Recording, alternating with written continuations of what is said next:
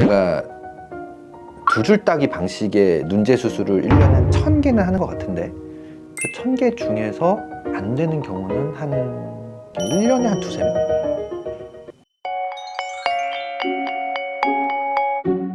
안녕하세요. TS 성형외과 대표원장 이상균입니다. 여러 군데 상담을 가봐도 재수술이 힘들 것 같다라는 답변을 듣고 오시는 분들이 있으십니다.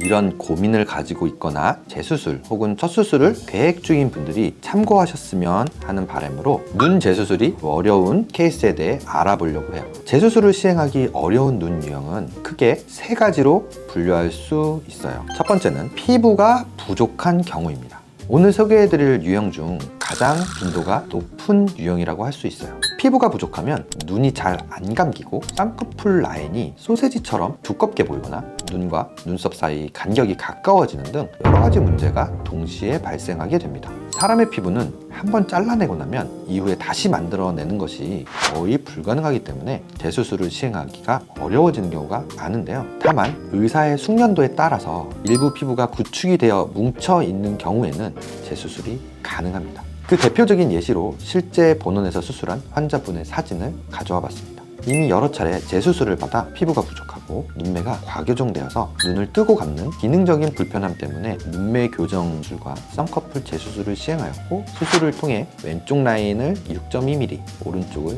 4.5mm로 맞춰주었습니다. 이처럼 피부가 부족하다고 하더라도 수술을 집도하는 이 노하우를 통해 적합한 디자인을 하고 유착을 최대한 풀어주면 극한의 상태에서도 충분히 개선될 수 있어요. 두 번째 유형은 안화 지방이 부족한 경우입니다. 눈에 있는 지방은 피하 지방, 또 하나는 안화 지방으로 나눠볼 수 있어요. 보통 쌍꺼풀 수술을 할 때 안화 지방을 제거하는 경우가 많은데요. 이 안화 지방이 없는 경우에 피부와 상안 검거근이 거의 붙어 있게 되면 둘 사이를 손상 없이 분리하기가 매우 어려워지고 수술이 까다로워지는 이유가 됩니다.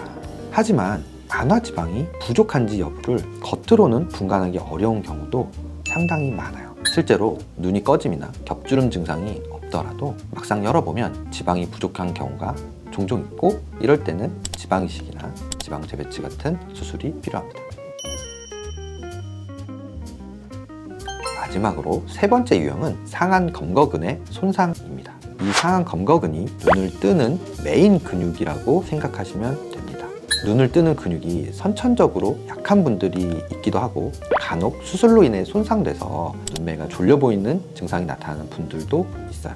반대로 상안 검거근이 너무 많이 당겨지면 눈이 잘 안 감기는 토한 증상이 생기거나 눈이 부릅떠져 놀란눈이 될 수 있습니다.